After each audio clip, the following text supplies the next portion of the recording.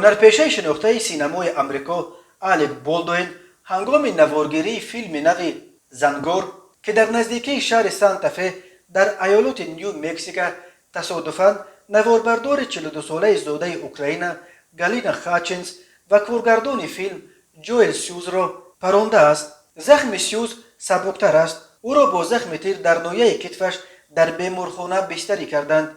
گالینا خاچنس را از محل حادثه به بیمارستان شهر بردند ولی طبیبان نتوانستند او را از چنگال مرگ نجاتند. آلک بولدوین در این فیلم هم پرودیوسر است و هم اجرا کننده نقش اساسی. بنا به خبرها پیستولتی که او در نوارگیری فیلم استفاده می‌برد باید با تیرهای خالی مسلح کرده میشد ولی به کدام دلیل هنوز ناروشن پیستولت را با تیرهای جنگی پر کردند.